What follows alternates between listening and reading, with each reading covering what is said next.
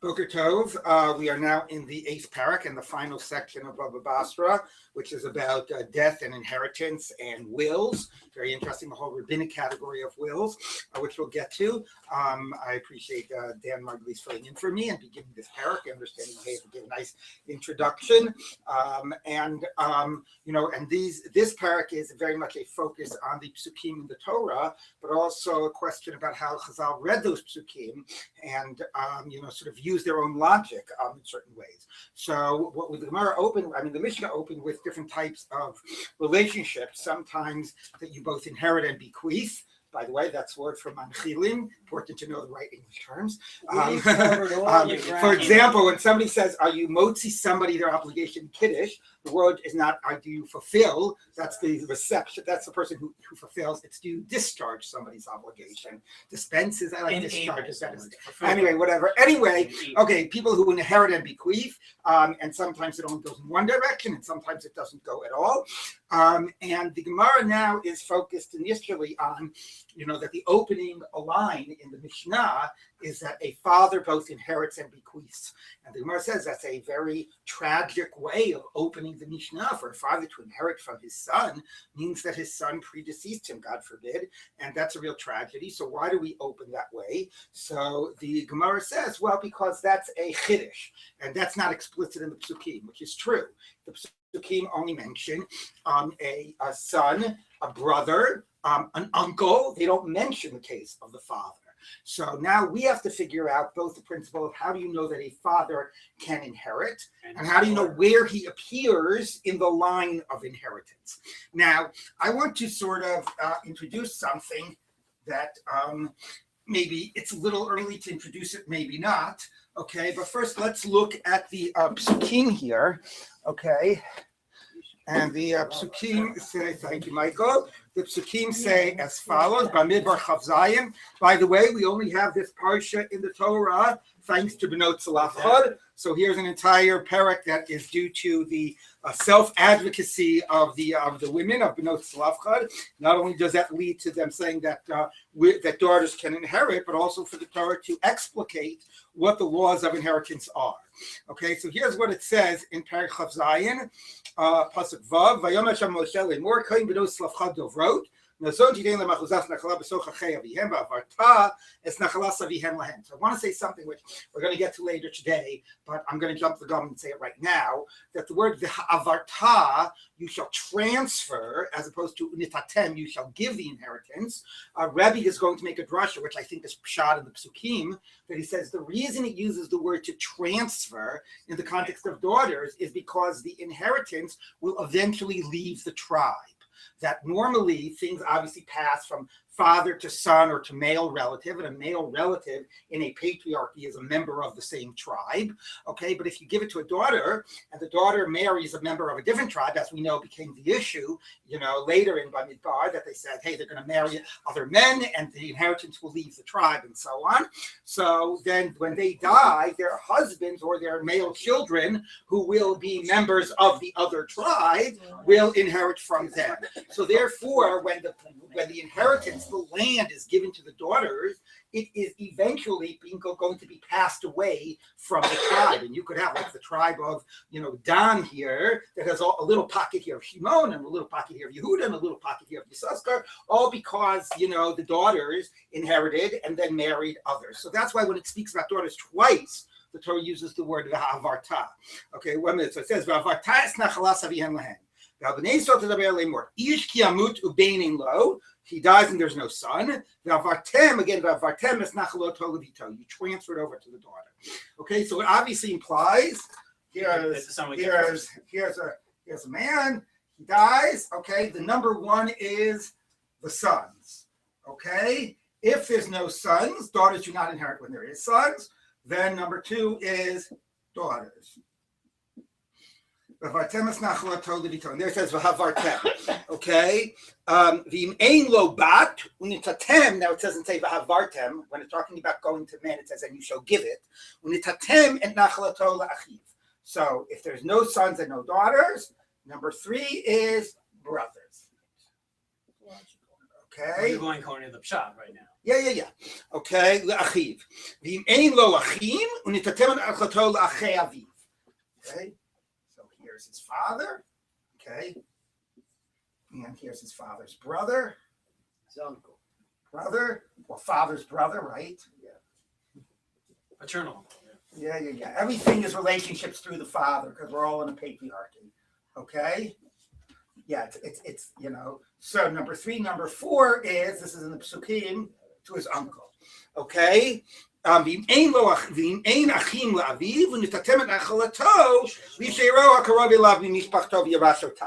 you shall give it to his closest she'er. She'er means his flesh. His closest flesh relative. Again, it doesn't explicitly mention related through the father. The Gemara is going to get to that it's a patriarchy, and therefore the family relationships that matter are through the father.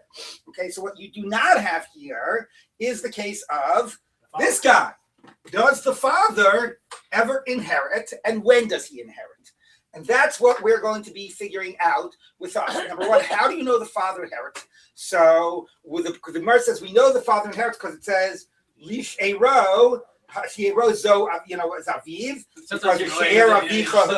She'er Avichahu. So She'ero, we're going to say means father, and Hakarov Elav. So now because it says Hakarov Elav, which says the closer relative comes first, that's going to be very important.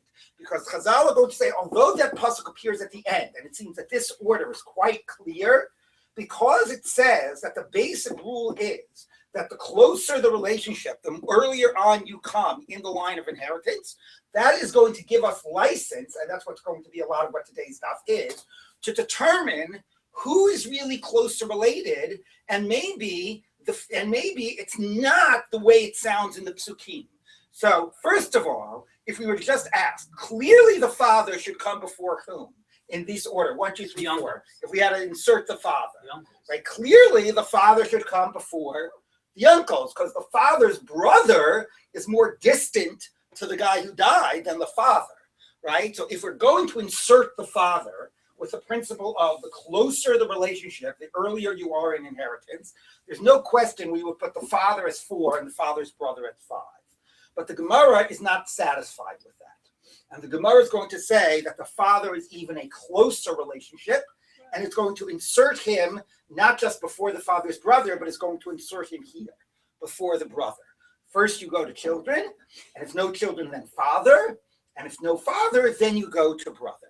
So that's what the focus of the Gemara today is going to be, not only to assert that the father gets it, and to assert that there is a hierarchy based on degree of relationship, but also that we are not just going to insert the father in the obvious slot, but understand, against the pshat of the psukim, that the father is a closer relationship than the brother. Insert the father here. I'll take the questions 1 minute. I just want to tell you one thing, which is a principle we're going to get to, and it might be early to say it, so if it's too complicated, ignore it, but it's an important principle. And that's the idea of, although all the Gemara we're learning with is just a list, here are the list of closest relatives. First son, then daughter, then father, then brother, then uncle, then this, and it's just a straight list to read. A logic that the Gemara says, once we put the father before the brother, that's where we're going to wind up. The father's going to be, 2, let's say, 3A, and the brother's going to be 3B. Once we put the father before the brother, the logic is going to work as follows. Okay, all you really have to know relatives is the order of first children, then father. Why? Because here's how it works. If there's children, obviously sons come before daughters. If there's no children, then father. If there's no father, you don't need any of this rest. You don't need to tell me brother or father's brother based on the following mechanism. It's called Memash machine and Yorish Bekefer. Okay, if there's no father, you imagine it as if the father inherited and then the father died. So if the father inherited and then died, who would get it? Children. The children, the brothers. By the way, if there are no brothers, you know who gets before the father's brother? Sisters. Because it's as if the father inherited and died. And therefore it would go to first brothers, then sisters. Now, if there are no brothers or sisters, so if there's no brothers or sisters to this guy, who does it go to? If somebody died and he has no sons or daughters, who would it go to? It would go to his father, right? but his father is dead, so it would go to his father's children, which is his brother. And if there's no father's brothers, but there's sisters, it would go the aunts. It would go to the aunts. By the way, the same is true. Let's say there are no sons, but the son has a child, a surviving child. It goes to the surviving child. So really, even as a daughter. So the real principle you have to know, once we insert the father here before the brother, it's going to become a very, I think, a simple principle if you get the rule down, right? Which is it goes to children, first sons, then daughters. If people aren't alive, then you look for their descendants. Okay, so if there's no sons, you look for sons, descendants of sons, or whatever. And after it goes to, if there's no sons and daughters and no surviving heirs, children there, it goes to father, and then you just repeat it. Okay, then it goes to this person's sons and daughters, and if not, his father. And if he does, and if his father's already dead, then it goes to his sons, and right, and eventually you're going to have somebody's great, grandchild who's still alive down here. You know what I mean? It could wind up going to this guy's third, great, nephew twice removed, because he kept on going up and across and down, and eventually you're going to get to some surviving child. Yes, Bobby. I guess I was just wondering, depending on ages, if actually the son is no longer whatever, could it go to a grandson before it went around the? Yeah, if there's no sons and there are daughters, but there's a surviving granddaughter. Let's even take case of a granddaughter, a son's daughter. It would go to the son's daughter before it would go to the daughter. Okay. It goes to surviving children of that stage before it goes to the next stage. Okay. All right. So if, let's say, there's nobody surviving here, but some great grandfather had a brother who has a surviving great grandchild. Eventually, it'll get there because you keep on going up. Up and then down, and if nobody's there, then up the next level and down until finally somebody's going to be surviving down the list. Yes, So Rabbi. you said the language is mamash machine. Yes. Why mamash machine? Mamash machine is like you search out. It's a funny language. Yeah, Like you search out, the next generation, and then even if he's not alive, he's Yorish Bekever. It's as if he inherited and then died and then passed it on. Does this make sense to you? Isn't interesting? In other words, the answer to Benot Slavchad could have been, you don't have to lose your inheritance. There's a lot of beautiful young men in your tribe. You have a big tribe. Now you're in the tribe. That could have been the answer. Right. Like, it's not necessity that the land is going to be lost. That's right. I mean, that's a power. So it's a bigger chiddush. Absolutely. It's like they still saw themselves. You're right. In the context of a patriarchy, the logical answer would have been, I'm sorry, you were born to this man, but this is not your tribe. This is not your inheritance. Your inheritance is going to be your husband's inheritance. And their claim that no, we are still children of our father.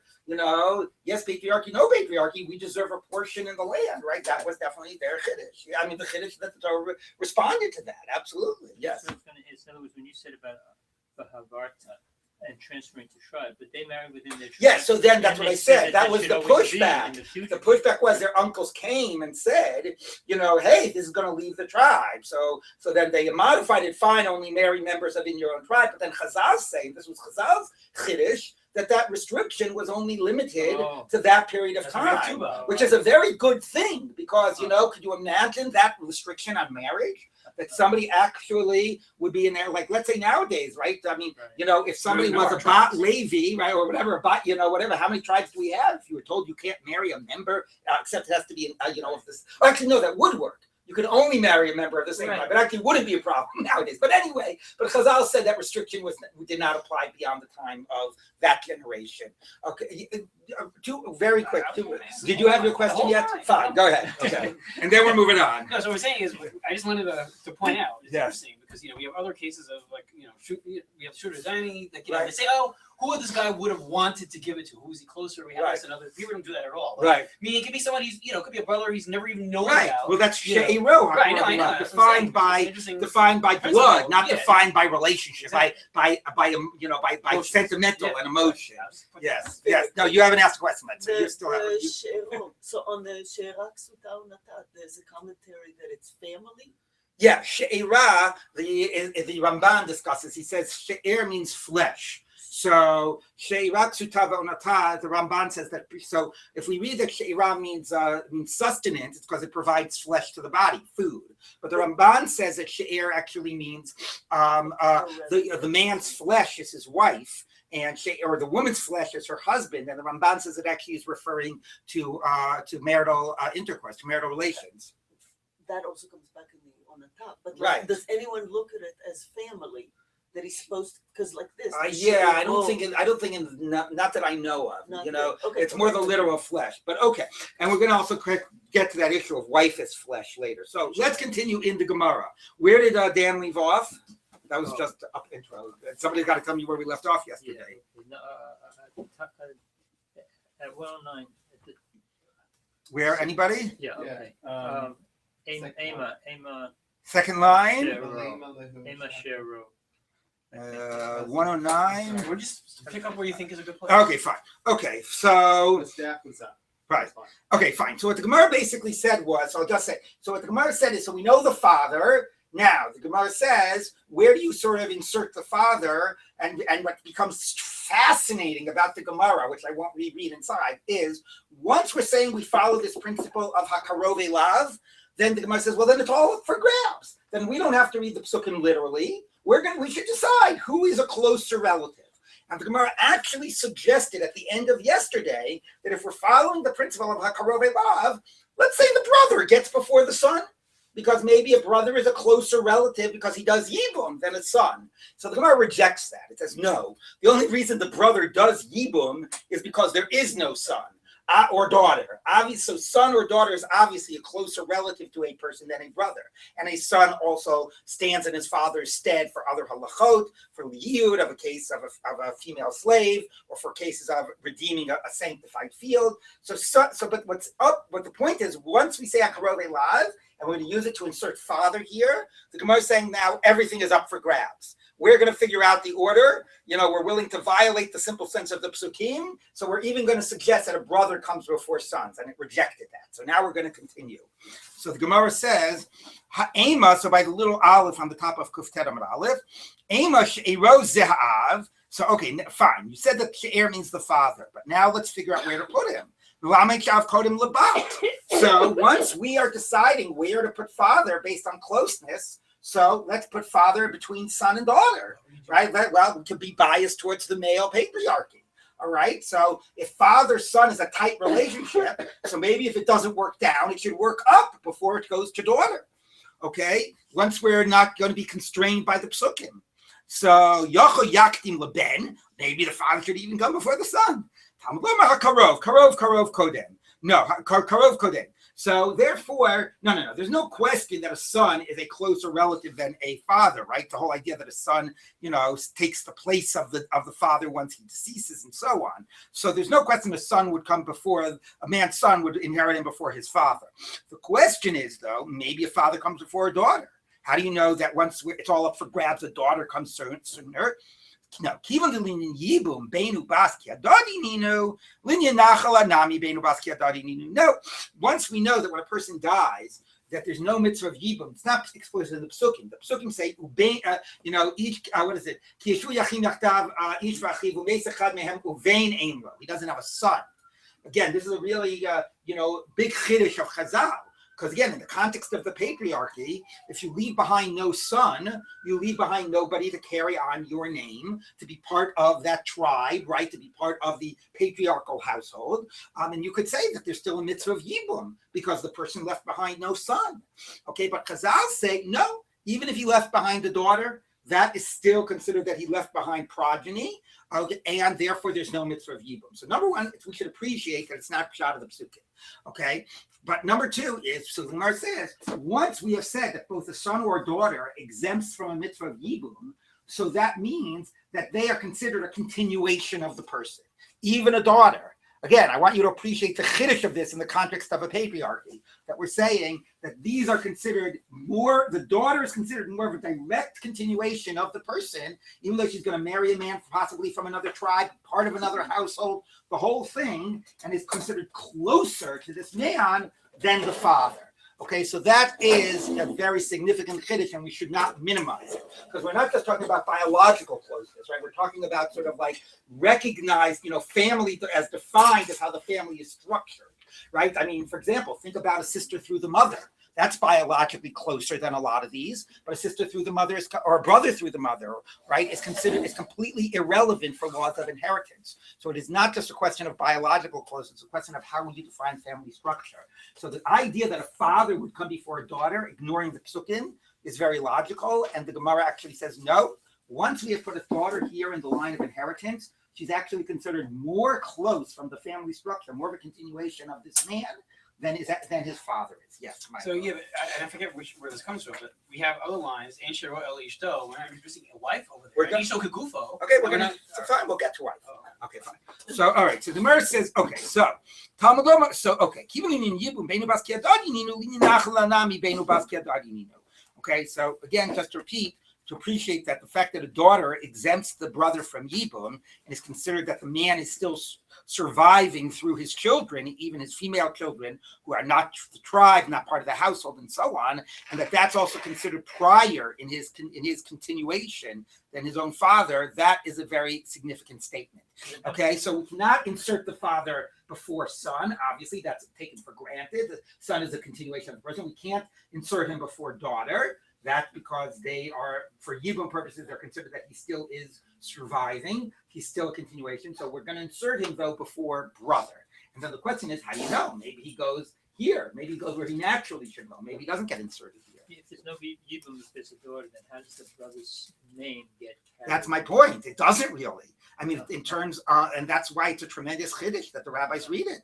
This daughter will now marry a man from another tribe. She'll be part of another man's household, right? This person's household will effectively cease to exist. The land will not be maintained. I mean, it'll be physically where it is. You can't move land, but it won't be maintained under that person's estate, right? So it's a huge chiddush, right?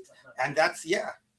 I just wondered why we never had a tradition of doing a hyphenated name, so she could have kept her family name and hyphenated it. Yeah, well, I don't know. They didn't have last names Right. at all, until. Oh, it's the son of daughter. Yeah, Okay, exactly. They also don't have hyphens. So there you go. Yeah, there you go. Okay, they have metegs. Okay, anyway, so now the Gemara says like this. Okay. Now, the ema she'eroz ha'av melamed havkodim la'achei ha'av. Finally, fine. You want to stick a father in here? Stick him in where he belongs. Don't rearrange the order of the psukim. Say he comes logically before the father's brother. End of story. That makes sense. Okay. Maybe I might think he might come for the brother, which is what we actually do say.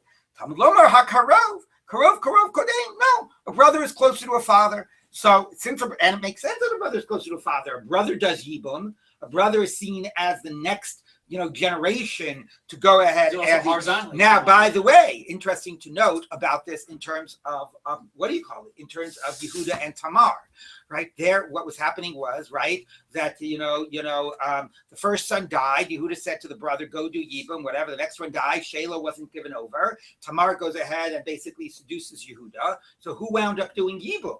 The father. The father wound up doing yibum, and the Ramban says it's clear that in the ancient world there was already this practice of yibum, and it wasn't restricted to the brother. It could actually be, if there was a brother wasn't doing it, could be another male relative. So, the fact that it's a possibility to think that a father could do yibum is not out of the way. But the Gemara basically says, that no, at the end of the day, the father doesn't do yibum. The brother is considered to be closer, than the father. The brother does yibum. He's more connected than the father. That's the evidence that he's closer. So if we're going by the principle of closer comes first, why not? Logic would be you keep the father there. Okay, so that's the question. So the Gemara says, no. So the Gemara says is a classic Gemara answer. Achei ha'av lo tzrich ikra. Achei ha'av mikoach man ka'asu mikoach av kai. Mikoach av. The brothers of the father, you didn't need a pasuk to say the father came first, because the brothers of the father are only getting it through their relationship to the father. So kai av kayarsi achei av. Could I think that the father would be alive and his brothers would get it and not him? So the Gemara basically says, you know what? You're completely correct. Logically, this is exactly where the father belongs. The father belongs before the father's brother. But the point is, if that were the only thing if that was the case, that you would insert the father here, then the pasuk would not have that say l'she'iro hakarov elav, insert the father and go with the closest relationship first, because I wouldn't have needed a pasuk to tell me to insert the father. I could have figured that out by myself. It would have been obvious that you would not give it to the father's brother if the father was alive. So since without a special pasuk, I would have known that the father's brother belongs here. The father goes in this stage. And nevertheless, the pasuk goes out of the way to tell me, hey, don't forget to include the father in the line of inheritance. And the closer one comes first. I said, well, you can't be telling me this. That I knew by myself. So it must be telling me the father comes even earlier in the line of inheritance. So if he's coming even earlier in the line of inheritance, he must be coming here. How do you He read must this? be coming before the brother, even though logically the brother really is a closer relationship. How do you read Okay. this line? Could you read this line again? How do Yeah. you read this line? Av mikoach man, right, By the power of what would the father's brothers be Right. coming along, inheriting? right. Through the father. Okay. Kai Av Kayarsi Achiav. Do you think the father could be alive and his brothers would inherit rather than him? No, of course, if the father is alive, he inherits before his brothers. So you don't need a pasuk to tell you that. You got it? Yeah, I got it. You know what confused me? What? What confused me isn't Kai with the yod at the end plural? No, I don't know. Oh, No. fine. Okay, I don't know. I can't answer that. Okay. Okay, anyway, what I'm going to actually do here, just so that this actually is also geographically in order, I'm just going to change this a little. So we can go around like this. 1, 2, like this. Okay, so what we've done is we've inserted the father here. So by inserting the father here, okay, this would be the father. I mean, now you can see it like this, but now he gets before the brothers.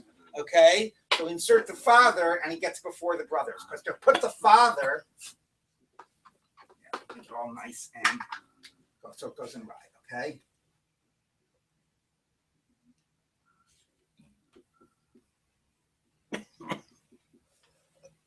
Okay, so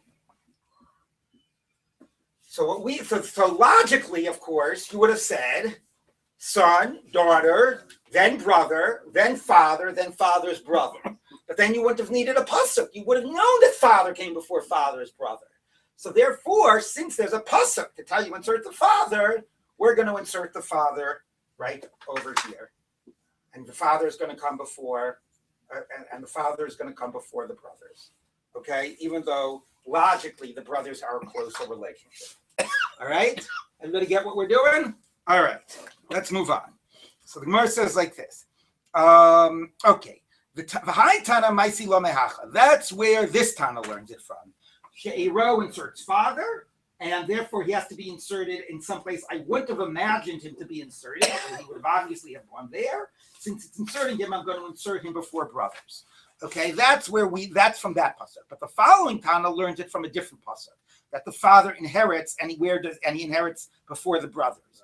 The Tanya we talk about Batra. It's Zodar Rabbi Yishmael Rabbi Yossi. The following drasha is, expounded Rabbi Yishmael Rabbi Yossi. Ish ki amusu veinin lo, u'nisatem es nachal so levito. Oh no, I'm sorry. The havartem es nachal so levito. Excuse me. So again, we're going to focus on the word v'havartem. You should transfer over. So what's that language of transfer over to the daughter? So we're going to read it in the following way: that it's going to be given to the daughter prior, it's going to be taken away from a person that we would have thought would have been more entitled to it.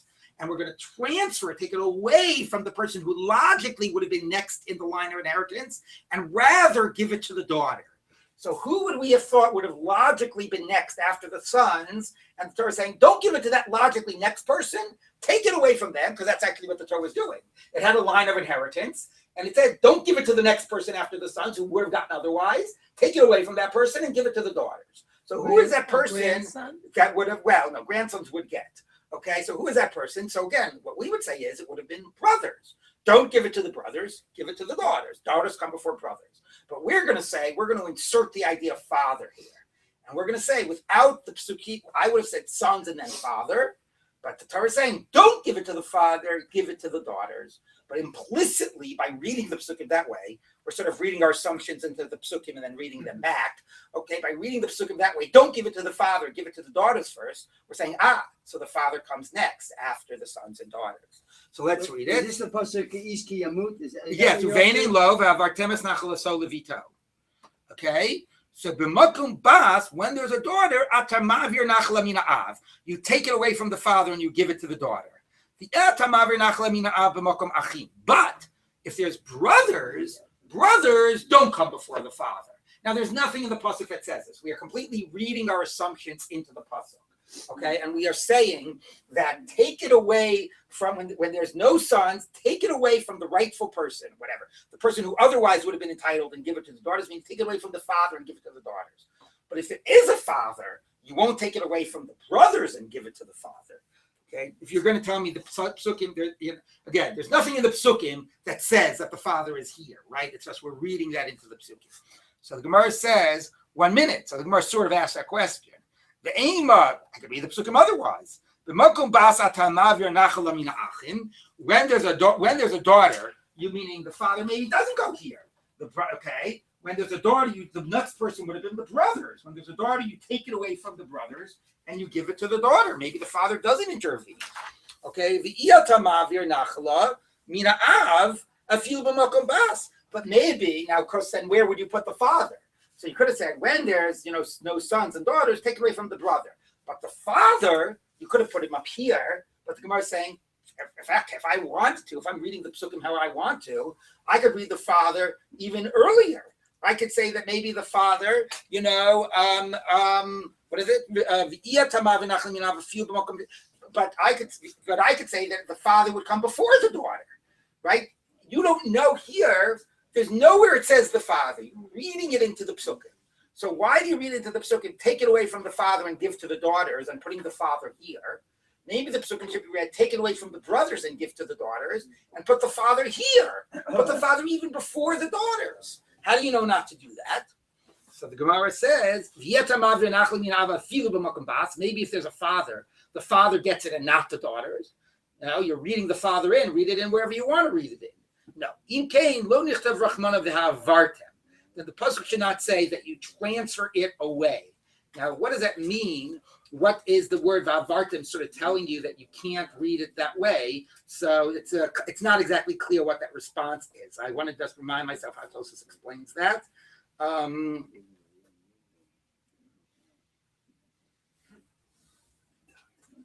should have said unisatem. Right.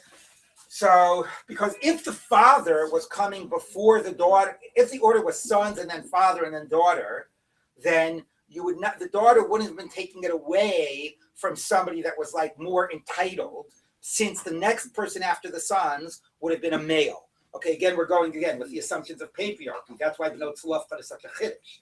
So the havarta means you're taking it away from a male heir and giving it to the daughters. That's part of the chiddush.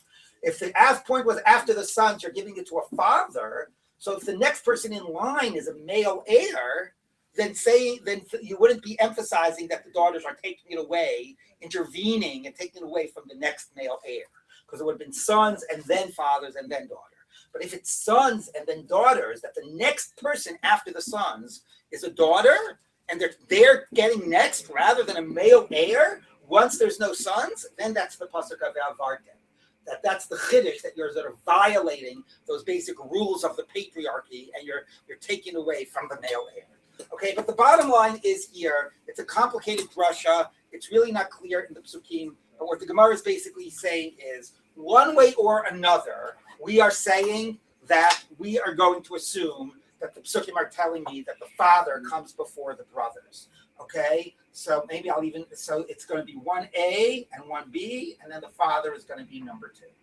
Okay, and that's actually what we're going to say. Whichever psukim you learn it out from, whether it's she'ero that inserts the father, and to insert him in some way that's a chiddush, we're going to say he comes before the brothers, or whether it's this pasuk of the havartem, which basically says that after the sons, somebody else should have been getting it, some other male heir should have been getting it, and rather than that male heir, it's the daughters, and we're going to assume that that other person who should have been getting it was the father. And therefore, when there are no daughters, the next person will go to will be the father. So I'm not holding. I'm not holding on to the beginning of the sugi, which is the av kodim labat, but it's not true because the bat is kodim la'av. Yeah. So how do we read that line again? Where I don't know which one line you're going on.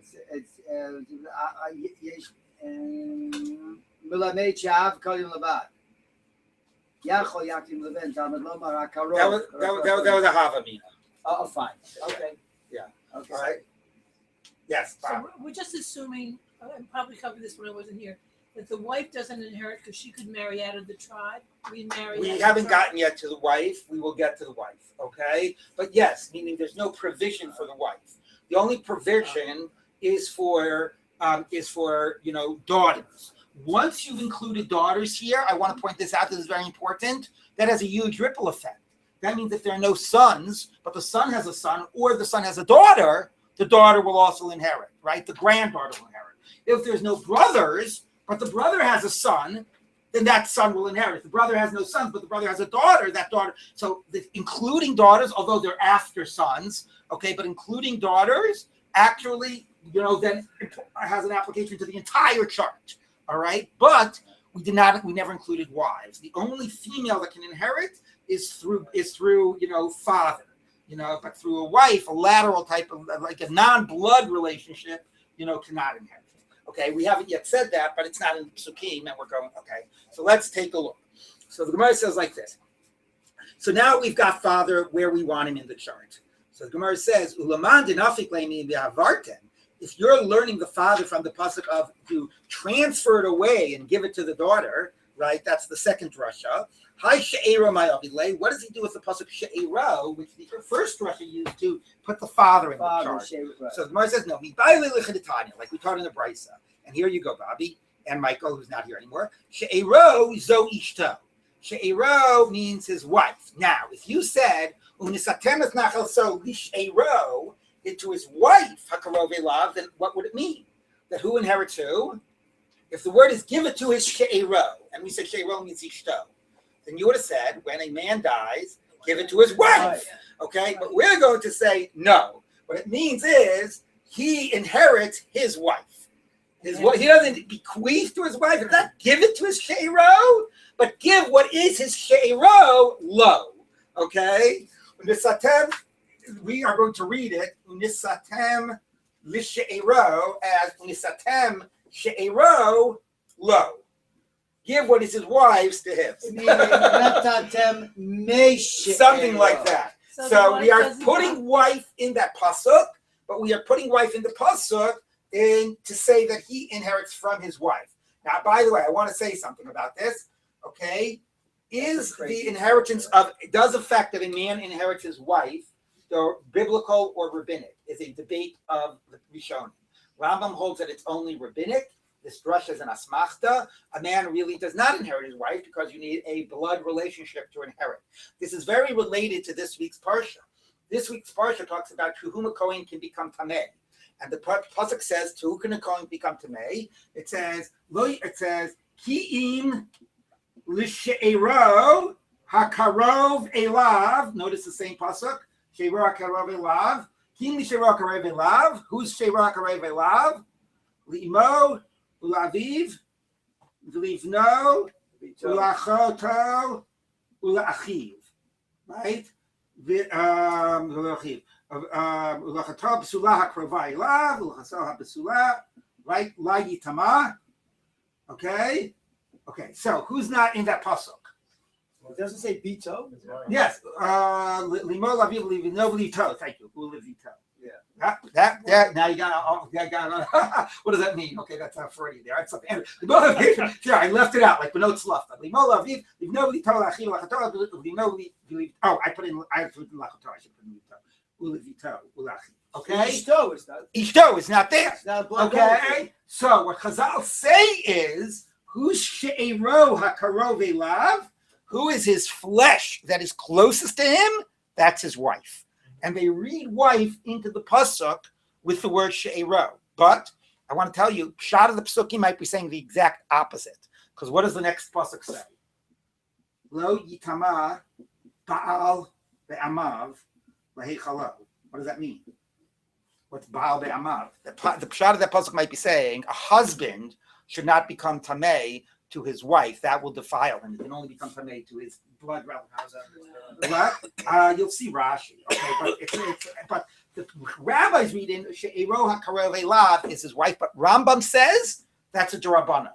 Now, how could a Kohen become tamei to his wife if it's only a din Durabanan? So Rambam says they made her like a mace mitzvah. They said nobody else is allowed to bury this man's wife. So therefore, it's a mace mitzvah. If he's the only person available to bury her, then a Kohen can come tamei to a mace mitzvah. But the Rambam consistently says that the connection of husband to wife to inherit and to become tamei is rabbinic. Most Rishonim assume that it's d'oraita, that Chazal are reading this, that's really pshat in the psukim. Okay, so a husband comes tamei and he inherits his wife, but it doesn't work the other way, right? It's still a patriarchy here, so it still goes to the male. Other than introducing the daughters by Menot Tzlafchad, it's not going to pass to a female, but it will pass from the wife to the husband, and that's this pasuk with She'ero HaKarev Elav. One last point about this, which is the idea that a wife as flesh, because that's what She'ero means. So it was mentioned before by the pasuk that it says by the wife. It says, what does it say by the wife? It says, right, the obligations a husband owes his wife is, right, what is it? She'irak suta ve'onata. So what does flesh? She'era means flesh. So Ramban says, some say it means sustenance, like providing, the meat on the bones. But the Ramban says, no, it means their conjugal relations becoming one flesh. And What's onata? Well, he says it's different aspects of ona. And the Ramban says this goes back ultimately to the pasuk of Right. So if they're one flesh, then the wife becomes she'er.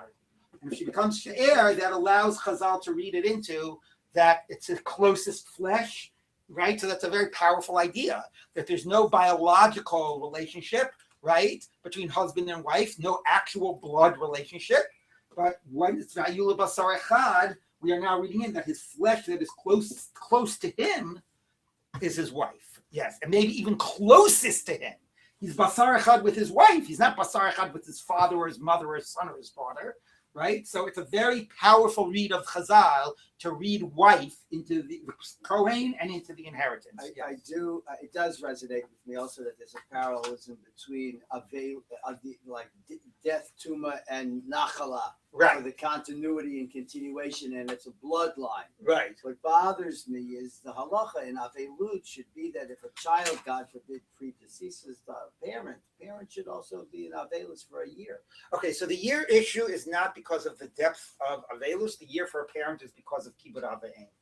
So that's why I know everybody is deeply troubled with that. Why is it that or when a spouse dies, the Gemara says, "Ein ish meit ela l'ishtov, ein isha meita ela leba'ala," that the person who experiences it closely is the spouse. So why is the avelus shorter than for a parent, which is the more natural order of things and so on? So the basic point is for the parent it's a year because of kibbud avayim, not because of the depth of the avelus. Yes.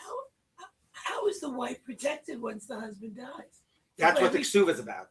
The ksuva provides for her a lump sum, and she's allowed to continue living in, and being provided for from the estate in terms of lodging and food and so on. That's what the ksuva is about.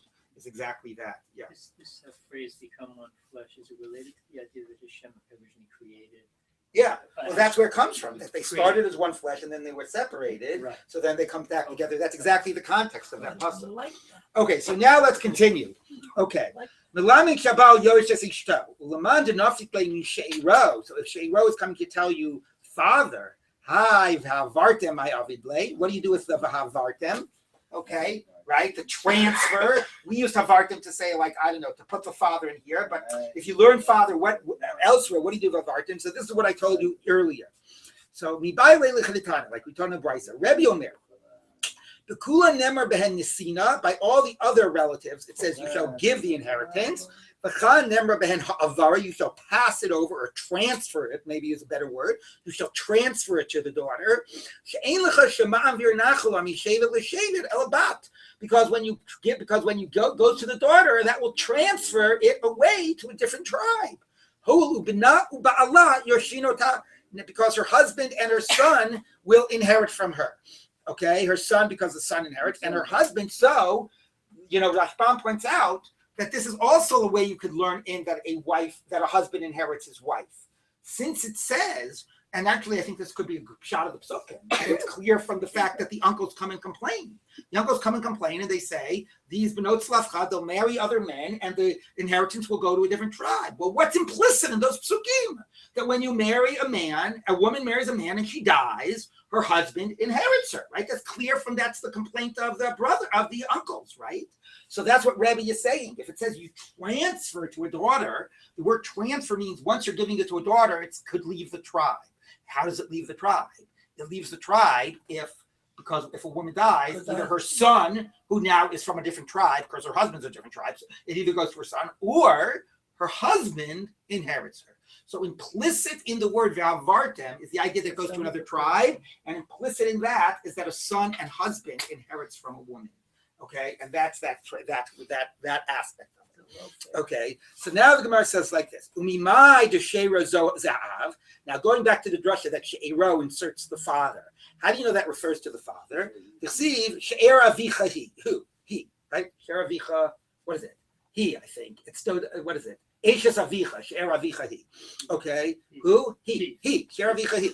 Umima. Okay, so it says she'era avicha. Now, of course, the irony is she'era avicha doesn't mean your father is your she'er. It means your father of the right. father. Your father's wife is your father's. Oh, by the way, that's a pasuk that uses she'er referring to a husband-wife relationship. Anyway, ema she'ero zo ha'em d'chsiv she'er imcha hi, which also refers to the mother's relationship to somebody. Anyway, whatever. But anyway, it uses the word she'er with mother. Amar Rava, Amar Kra. Now here is super important principle that we've been assuming all along, and here it said black and white. How do you know that if there's no son and daughter, the same way you use she'ero to insert father, let's insert mother. Let's say a man's mother can inherit him. So you know how you know that that's not going to happen? Because we still have a patriarchy. Still, okay? So I'm a crook because the pasuk says, Mimishbachto v'arash ota. From the same family, the inheritance stays within the family. Okay? And here is the important rule. Mishpachas av kriya mishpacha, mishpachas aim ain't a kriya mishpacha. And that is, obviously patriarchy nowadays has negative connotations, but patriarchy is a descriptive word. It means that the family structure is defined through the father. Okay, it goes through father, son, that defines the family structure. And that is exactly, that line is the description of patriarchy. Mishpachas av kari mishpacha, mishpachas aim kari mishpacha. If you are related to somebody only through your mother, you're not from the same family.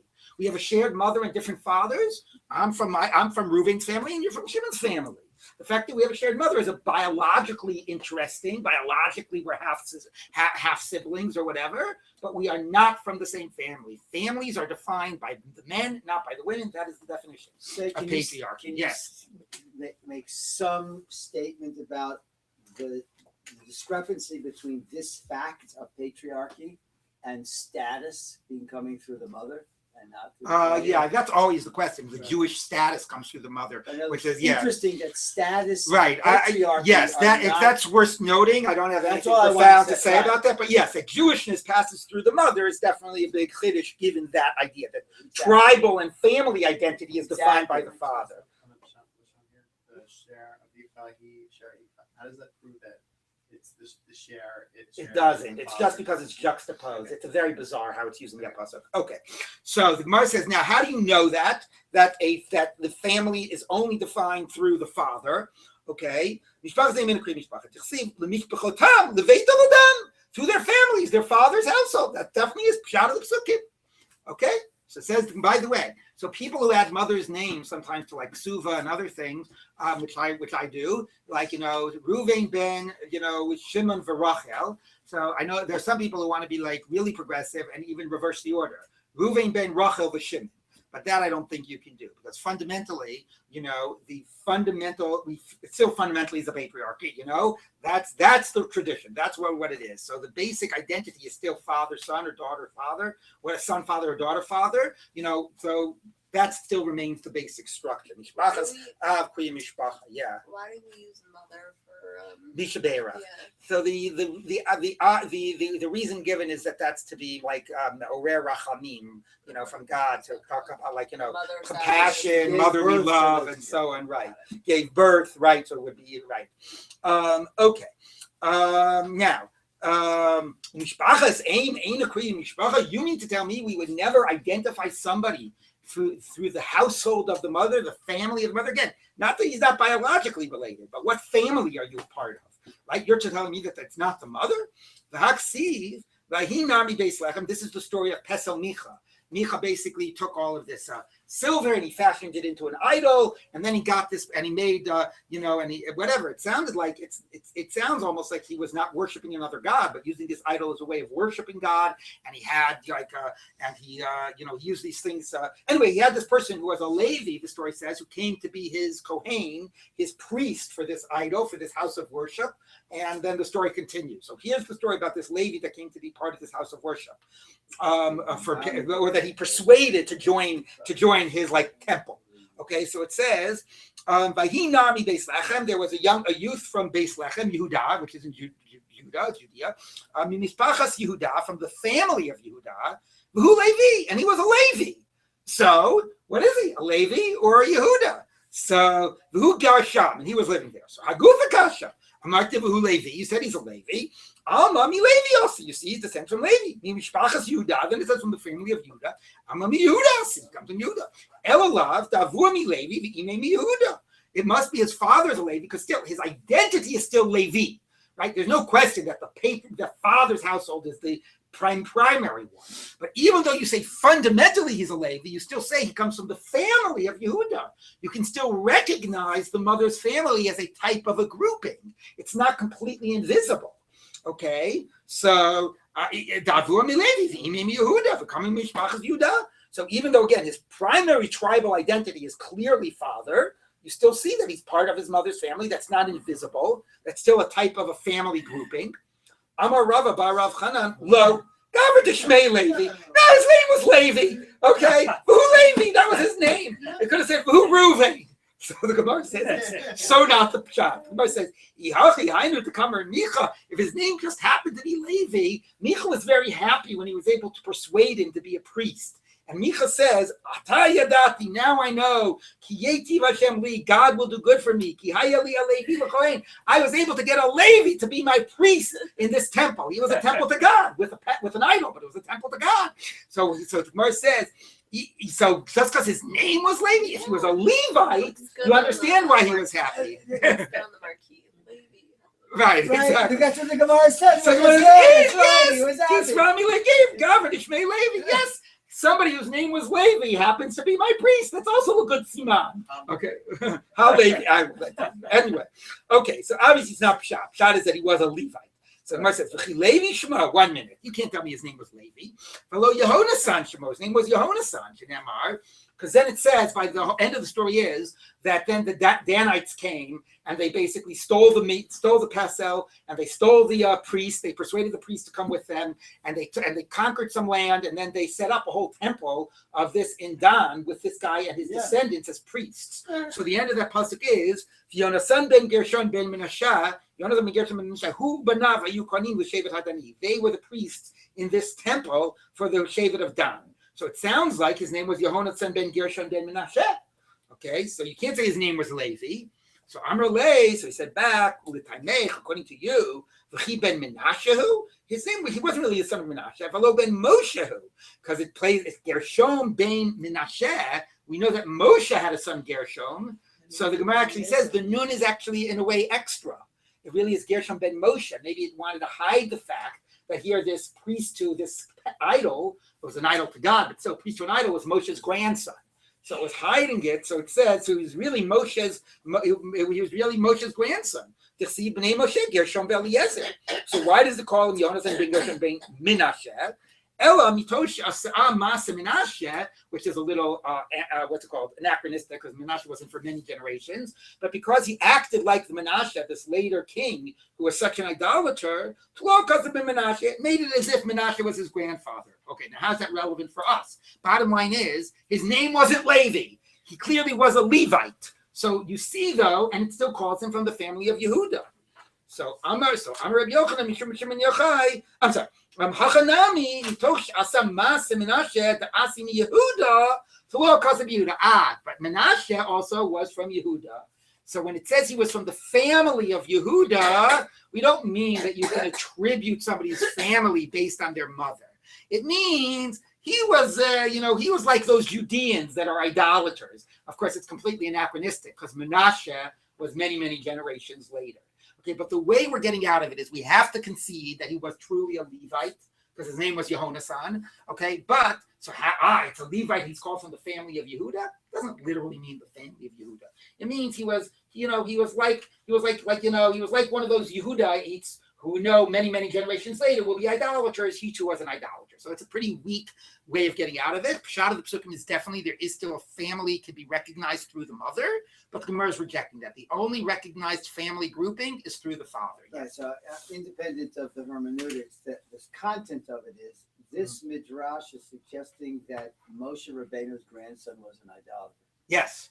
And the Gemara is going to continue with that tomorrow. Really and the Gemara is going to continue with that point tomorrow. It's not going to let up on that point. Exactly. Okay. So the last line I want to say though is once we have established, this is important. Last point, everybody, pay attention again, because introducing the daughters in a patriarchy is a huge chiddush, right? Because that's normally you would say that's not recognized as part of the family. Daughters are part of a different family. So the Gemara is asking, I want to summarize the point of the Gemara, if we're going to recognize that daughters can be part of a family, even within the context of a patriarchy, to inherit, maybe mothers can as well. And maybe if there's no father, let's start recognizing this. Let's start recognizing the mother. So it basically says no. Okay, this person, the only family he's a part of is his father's family. He's not part of his mother's family. So he cannot give to his mother. His family is his father's. Okay, he can give to his daughter because still the father is determining. So the father can give to the daughter. Okay, daughter is still his child, but he can't give to his mother because his mother is not part of this family. The family is defined through the males. Okay, so it's an interesting balance here between introducing something that disrupts the patriarchal structure, but not completely disrupting it. It's still not going to go to a mother because fundamentally the family grouping is defined by, and even the mother isn't even like a secondary family. Why don't we say he's primarily his father's family, but he's also his mother's family? And that's what that would make sense. Let her be a secondary family so you can pass after the father, and we reject that as well. His only family grouping is through the father. All right, so that's an interesting pushback to this introduction of daughters is we're not going to let mother be here even in some type of a secondary type of a role. All right, we will continue with this tomorrow.